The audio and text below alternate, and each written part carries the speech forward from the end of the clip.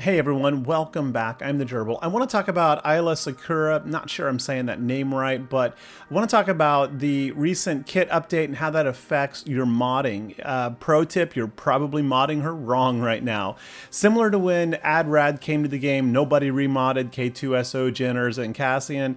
They didn't realize that AdRad was giving them like 70% potency and tenacity and blah, blah, blah.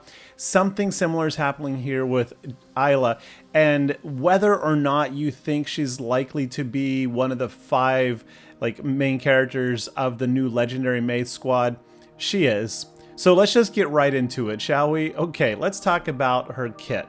But what happened? Well, she got a whole new ability, as you probably know. And of course, as you definitely know, she got a whole new team, right? She's going to be under Jedi Master Mace Window Lead, Depa, Jocasta, and Temple Guard. Now, yeah, there's flexibility because the Jedi Vanguard faction is big. You can rearrange this, but straight up, yo, this is the squad going forward. There's a lot of shout outs within each of their kits now to, especially to Mace and to between Depa, but there are a lot of things happening that are going to enable this 5 to synergize very well.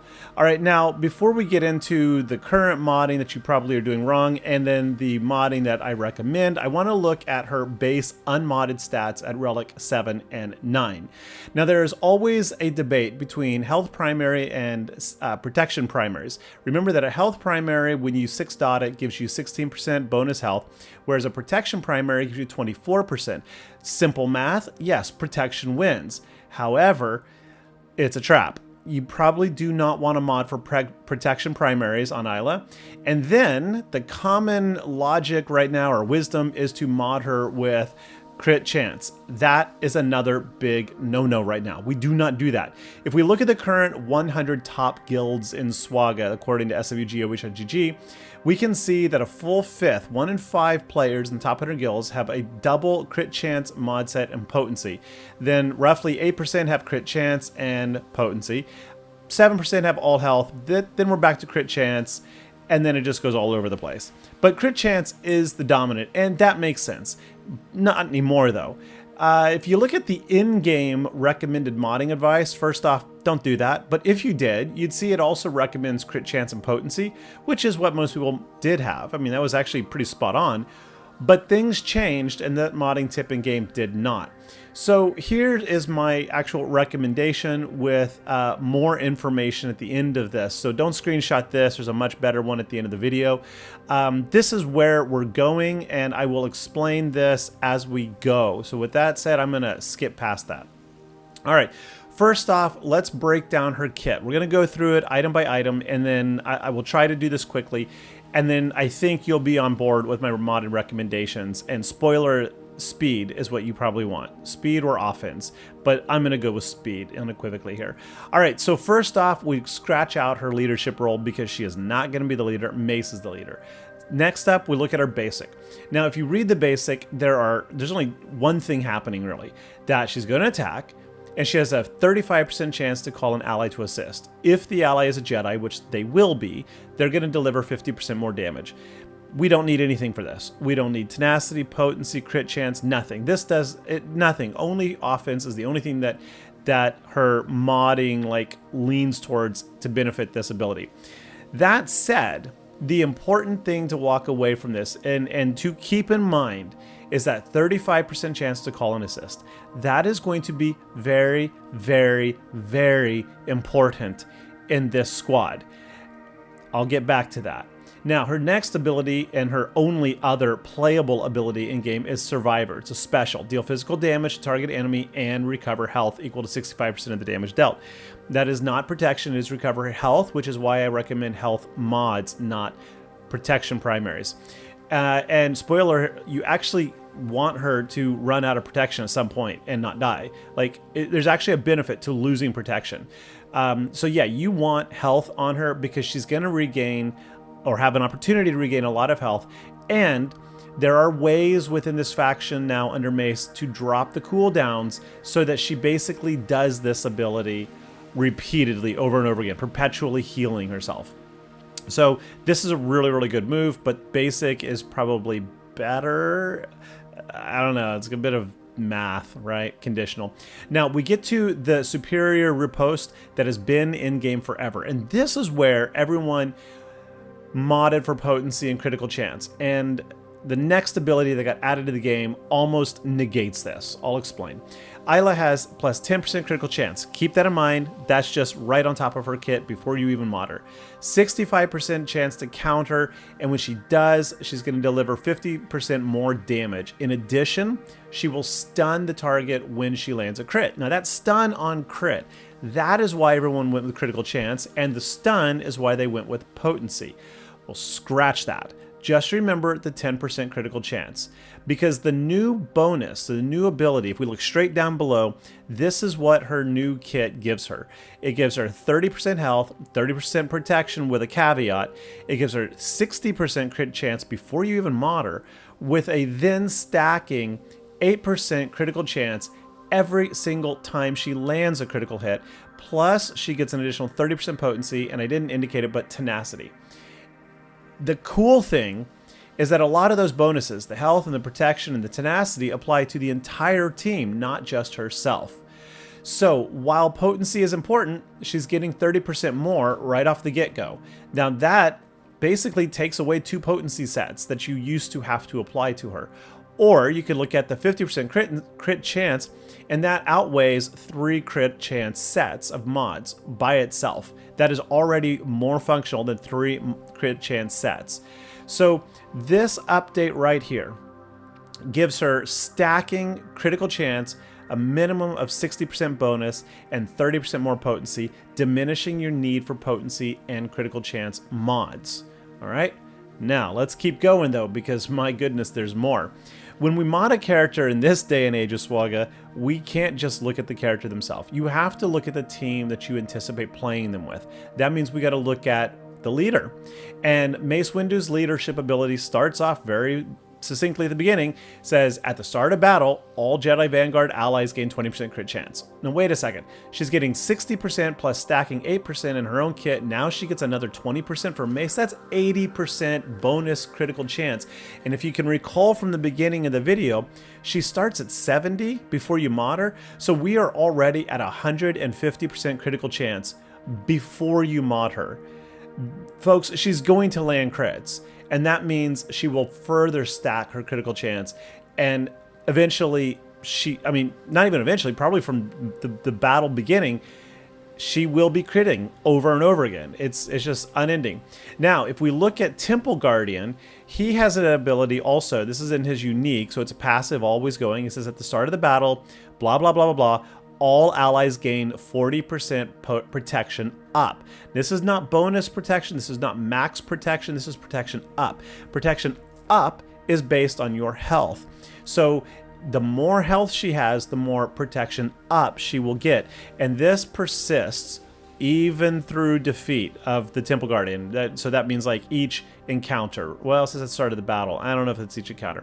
Now the next line, it says the first time each other Vanguard allied loses all protection, Temple Guardian gains critical avoidance up and taunts.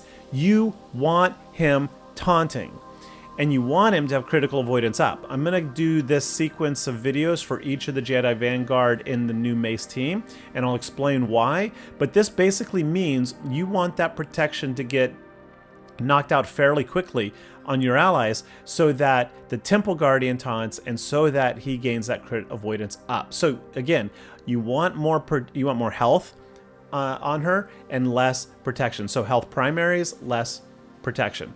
There's more going on beyond that, but let's just move on, okay? We also have to then look at the wingmen. Now, we're getting Depa in a couple days, probably after you've already watched this video. And Depa, this is an Omicron for territory battles. I know that's not everyone's favorite mode for Omicrons especially, but hey, if you put it in there, Vanguard get 200% max health, not protection. And then we're going to jump back to Temple Guardian.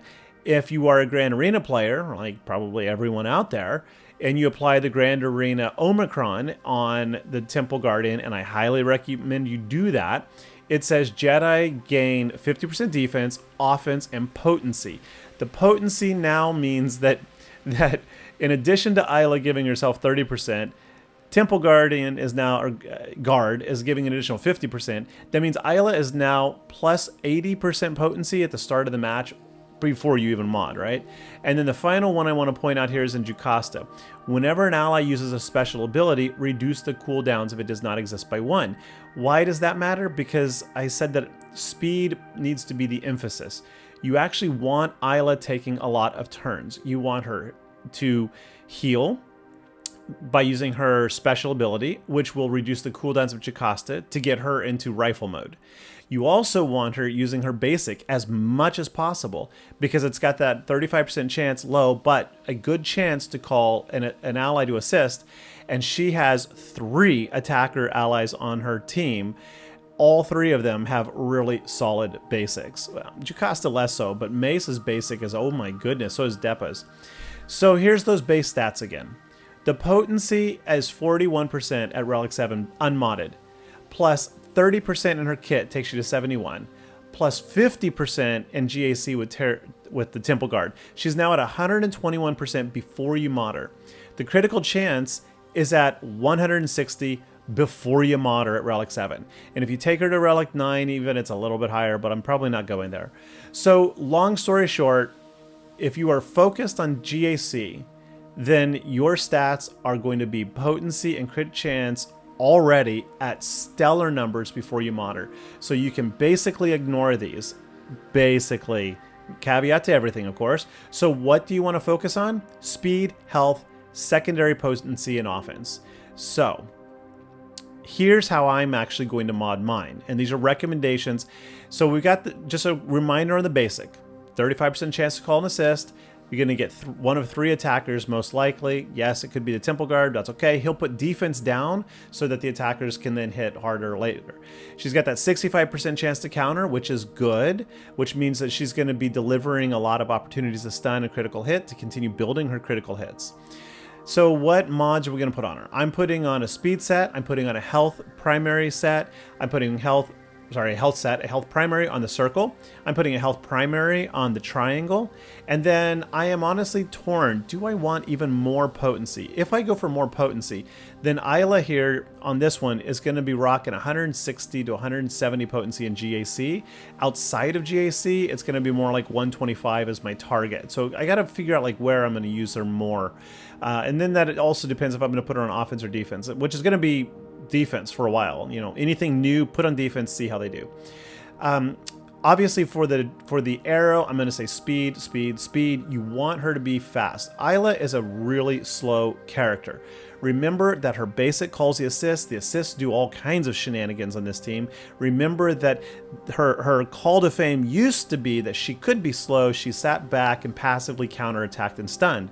Well, you don't want her just sitting back passively countering anymore. You want her taking turns to call the assist or to lower the cooldowns of Jocasta Nu. Every time she specials, Jocasta Nu gets closer to rifle. Every time Mace does something, and I can't remember if it's him or if it's Depa, but one of them lowers the cooldowns of your allies so that Aayla can keep doing her special, lowering that cooldown on Jocasta, get Jocasta to rifle, and then just nuke people.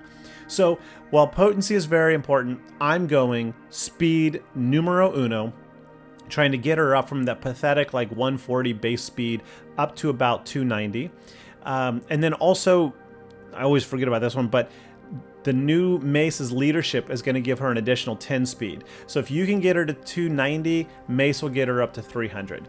That really is where I'm hoping to get. Okay, so this is my recommendation, but plain and simple, bar none, folks, you do not need crit chance, and you probably don't need potency mod sets on her anymore. You want survivability, you want healing, and then you want health. There are other reasons. For example, while she also gives 30% protection to all Vanguard allies, that's great for Temple Guardian, that's great for Jocasta.